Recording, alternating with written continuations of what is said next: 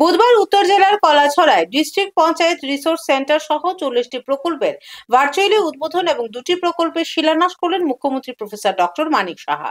এই অনুষ্ঠানে মুখ্যমন্ত্রী ছাড়াও মন্ত্রী টিঙ্কু রায় এবং ত্রিপুরা বিধানসভার অধ্যক্ষ বিশ্ববন্ধু সেন উপস্থিত ছিলেন। উত্তর জেলায় একাধিক প্রকল্পের উদ্বোধন ও শিলান্যাসের পাশাপাশি বুধবার বিকেলে ধর্মনগরের বিবেকানন্দ সার্ধশতবার্ষিকী ভবনে রাজ্য স্তরে যাত্রা উৎসবের উদ্বোধন করেন মুখ্যমন্ত্রী প্রফেসর ডক্টর মানিক সাহা।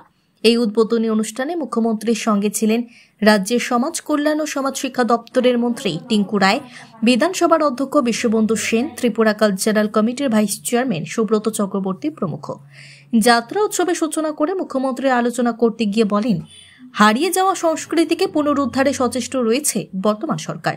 এই প্রসঙ্গে তিনি যাত্রা উৎসব এবং পুতুল নাচ সহ একাধিক বিষয় উল্লেখ করে বলেন, আমরা এর আগে একটি কীর্তন সম্মেলন করেছি, সুতরাং আমরা যাত্রা উৎসব করার সিদ্ধান্ত নিয়েছিলাম এবং তারপর আমার স্পিকার বিশ্ববন্ধু সেনের কথা মনে পড়ে, আর এটি ধর্মনগরে আয়োজন করার সিদ্ধান্ত নেওয়া হয়। সে সাথে তিনি বলেন, রাজ্য সরকার সামগ্রিক উন্নয়নের জন্য কাজ করছে। ৩৫ বছরের শাসনে পরিবেশ এবং রাজ্য দূষিত হয়েছে, এখন তারা নোটার সাথে লড়াই করছে। আর ধর্মনগর আমাদের মধ্যে একটি বিশেষ জায়গা রাখে। যাত্রার অর্থ ভালো সফর, পাশাপাশি পুরনো ঐতিহ্য সংস্কৃতি সংরক্ষণের জন্য তথ্য ও সংস্কৃতি দপ্তরকে ধন্যবাদ জানান।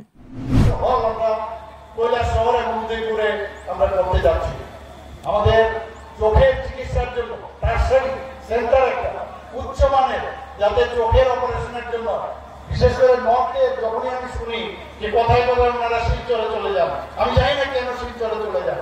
ত্রিপুরাতে আগরতলাতে এখন ভালো ভালো চিকিৎসা হচ্ছে।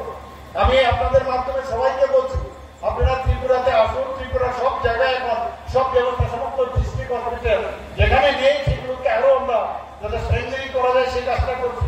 আগরতলা গভর্নমেন্ট মেডিকেল কলেজে এখন 9টা সুপার স্পেশালিটির ব্যবস্থা করেছি, সেখানে সব ব্যবস্থা আমরা সেখানে আছে।